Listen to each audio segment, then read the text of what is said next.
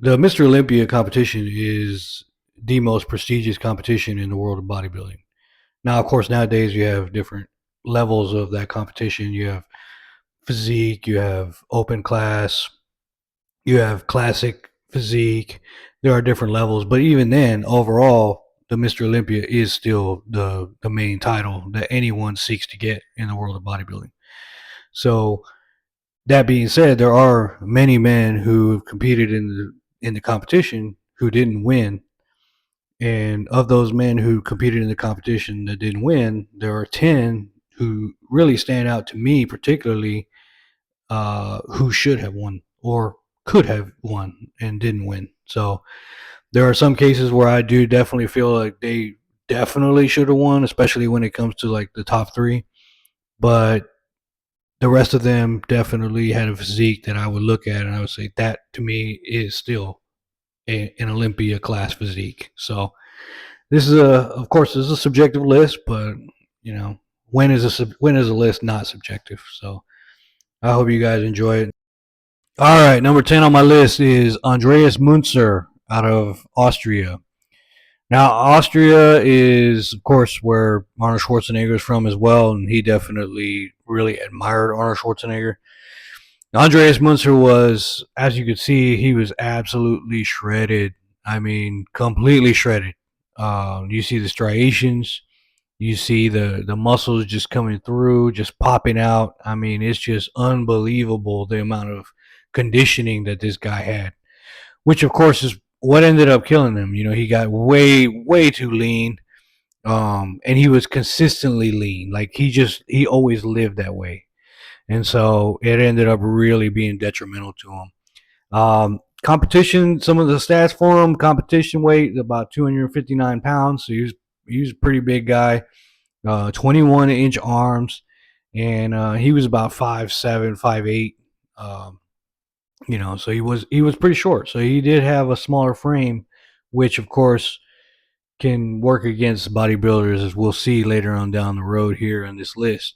You'll see that some of them are affected by height quite a bit. But the highest he ever placed in any competition was in the Night of Champions in 1993 for the major competitions that are like well known. He did place first in what's called the World Games, but in terms of bodybuilding, IFBB bodybuilding title competitions, Night of Champions would be the top one, and he got second in Night of Champions. So he never placed very high. His Olympias, the top highest he placed was ninth. So very disappointing in terms of the production. But in terms of his physique, I mean, it's unbelievable how big this guy was, how strong he looked, how shredded he looked, and yet he never made it, into the top levels of the Olympia. So, and I think that was a disservice. I think he should have made it higher. So he is number 10 on my list, and moving on to number 9. All right, and at number 9 we have Danny Padilla, and Danny Padilla was known as the Giant Killer because he only stood at 5'2", so very very short. And you'll find that quite a few people on my list are short, and that's part of the reason why they didn't win. The big shows. Danny was 5'2", but he did have an arm size of 20 inches, which was pretty impressive considering how short he was, how small of stature. Um, and of course he had a great physique. I mean, he had great proportions, small waist, uh, very large shoulders. Very prominent shoulders. Legs were very well built. So Danny was definitely one of those that you had to look out for, and I do feel like he got snubbed quite a bit. But he did win the 1975 IFBB Mr. USA, and he did win 1977, 1980 Mr. America, and 1978, 1980 Mr. Universe competitions. So Danny was definitely not a guy you could sleep on, but I do feel like his overall height really limited what he can do in terms of getting the proper judgments to actually win one of these titles, one of these Mr. Olympia titles. All right, at number 8 for top 10 bodybuilders to never win an Olympia, I have Kevin Levrone. Now, Kevin Levrone was 5'11", about 240 pounds when he competed. So very, very large. Large statured guy, very wide shoulders, very aesthetic overall, and just very large. I mean, his especially his upper body. So he has the second most titles of all time behind Ronnie Coleman with 23 first place finishes. Um, Kevin has some really, really notable wins. He did get first place in the 1992 Night of Champions. He won he got second place in the 1992 Mr. Olympia, and he did get first place in the 1994 Arnold Classic. So he placed pretty good. He placed third in the Mr. Olympia in '94 and second in '95, and he won the Arnold Classic again in '96. So he was a mainstay in the competitions. Definitely, he won a lot of the Grand Prix. He won Germany. He won Hungary. He won Spain, uh, Czech Republic, Finland. I mean, he won quite a few competitions. I could go on and on with some of the other ones that he won, but overall, what got Kevin was that he was always going up against Ronnie. He was always going up against Dorian Yates, and those two guys were just too much. As you'll see with some of the other guys on my list as well, they also had the unfortunate path of having to be around Dorian Yates and Ronnie Coleman, and those two guys were just too big for a lot of these other guys. They were just too big in terms of their competitive spirit and their training and their overall size and look. So, but at number 8, we do have Kevin Levrone, and at number 7 we have Flex Wheeler. Now, Flex Wheeler was known as the Sultan of Symmetry. He competed at about 5'9" up to 240 pounds. So it was between around 210 to 240 is what he competed at. So he wasn't quite as large as some of the other guys that were out there. But what he lacked in size, he made up for definitely when it came to his aesthetic and his symmetry. So it's no small surprise that he's known as the Sultan of Symmetry. If you look at his competition photos, you see one muscle looks a certain way, the other one on the other side looks exactly the same way. And that is very hard to do, to get both sides to look exactly the same. But he did it. And that was what he was very well known for. So, kudos to him for having such an amazing physique and having that symmetry to that extent. And that's one of the things they look for. They look for the size, the symmetry, and the clarity of the muscle. So he definitely had it. So he won the 1993 Ironman Pro Invitational, the 1993 Arnold Classic. He was second in the 93 Olympia, first in the 1993 German Grand Prix. Let me see. He also won Ironman Pro in '96, the 1996 Night of Champions. He was fourth in the 96 Olympia. He was second in the 98 Olympia, second in the 99 Olympia, and third in the 2000 Olympia. And what do all those have in common? Ronnie Coleman. So he definitely was quite the competitor, and he had a lot of wins, but he never got that top title, and for that he is number 7 on my list of bodybuilders who never won the Mr. Olympia. All right, coming in at number 6, Lou Ferrigno. Now, Lou Ferrigno was absolutely a giant back in the 70s. So he stood about 6'5" and weighed about 280 pounds. So that was pretty gigantic. And, next to guys like Arnold, next to guys like Serge Nubret, like you see in Pumping Iron, I mean, he towered above them. But what he lacked, especially in the 1975 Mr. Olympia, was that conditioning. But when you look at his overall development, his overall size, his competition history, there's no doubt that he, like, for example, me personally, I think he had a better physique than Franco Colombo. Now, Franco was definitely huge and definitely very, very cut, but I still think that Lou had a better physique overall. And I think it's amazing that Colombo won, considering how short he is. But I I do feel that Ferrigno should have at least had one, and he didn't get any at all. So um, he definitely had a pretty good record overall, though. He won the 1973 Mr. Universe. He won the 1974 Mr. International, 1974 Mr. Universe again, and he got second place, of course, in the 1974 Olympia and third place in the 1975 Olympia that I was referring to. So he did make a comeback in the 90s, came back in 1994 and won second in the Masters Olympia. So, you know, Lou Ferrigno, I mean, he's a legend. So I think one of those that definitely should have at some point won was him. But, you know, he had other things that he did really good in. Of course, he went on to become the Hulk. So, you know, it's unfortunate that he didn't win, but I still think he was a hell of a competitor. All right, coming in my list for number 5, Mike Menser. Now, Mike Menser competed at about 5'8", between 225 to 235 pounds. So very, very jacked. Of course, he's known for one of my favorite poses personally, which is the crucifix pose. Absolutely love that pose. And so he's very well known for it. You see the size in his arms and his biceps, and just the overall shape of his upper body was just amazing. But his whole body had an amazing aesthetic to it.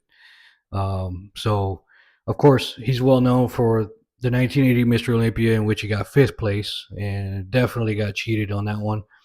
Um, you can argue that he shouldn't have won first, but definitely fifth place is definitely getting a huge snub. So he won the 1979 heavyweight class of the Olympia, but he didn't win the overall title. Um, and he won the 1977 North American Championships and 1976 Mr. America. So he had some really good competitions, but the 1980 Olympia, of course, really soured him, and I think it led him down a road of bitterness.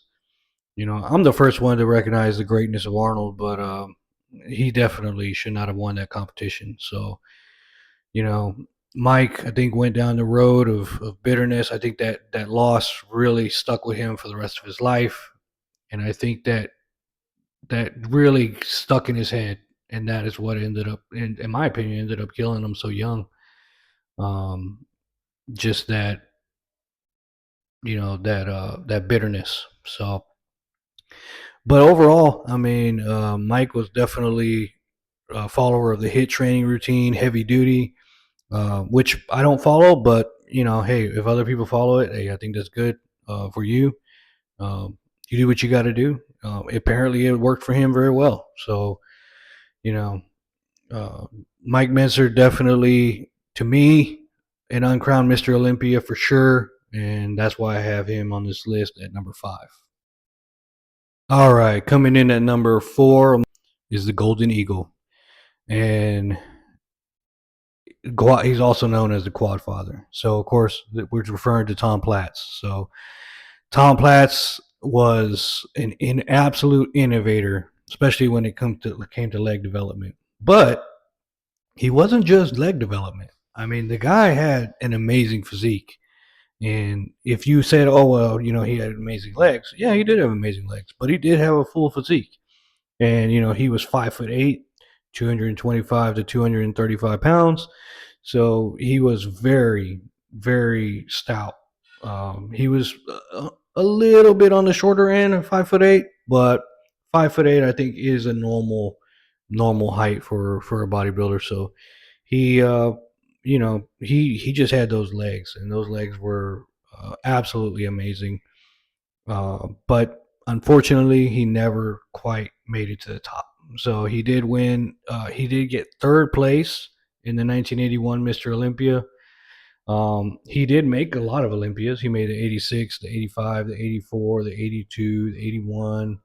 Um, he definitely had a really good record in terms of his competitions, but he just never quite made it to the top. So definitely, in my opinion, one of my favorites. Even now, watching him do his videos and do his little seminars and things like that, and training other people, are it's just amazing to me. So I love watching his content. I love watching his video. I love his energy. Of course, he had that huge energy every time he was working out. It was go all in.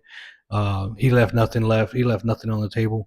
So definitely deserves that strong number 4 on my list of top 10 bodybuilders to never win Mr. Olympia. All right, this is where the list starts to get really, really challenging for me because any of these top 3 guys could have won overall on my list. Honestly, I just had to pick. I just had to, put them in some sort of order. But honestly, all these top 3 guys to me are like just they might as well just all be number 1.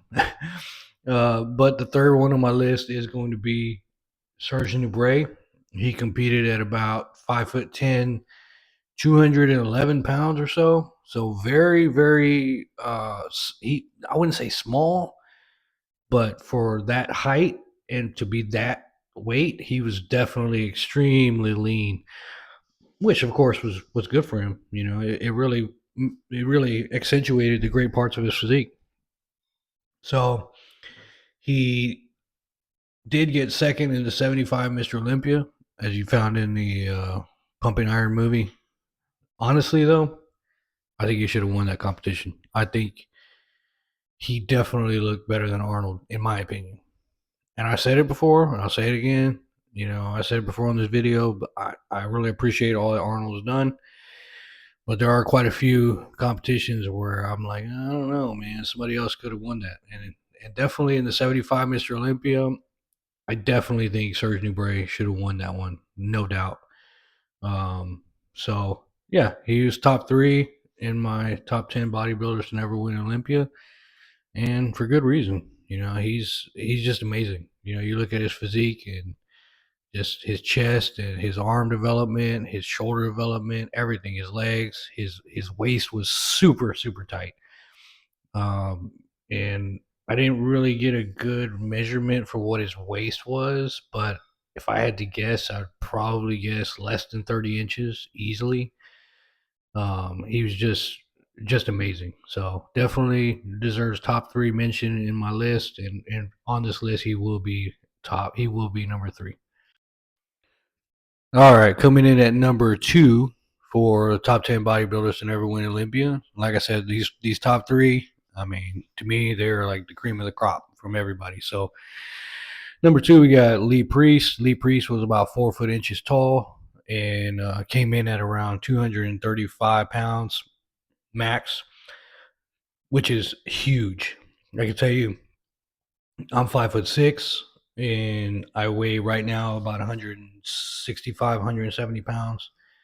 So to be, if I was 235 pounds, I would be huge. I would be gigantic, and that's at 5'6". So you can imagine at 5'4", that's even more mass on an even smaller frame. So definitely a freak.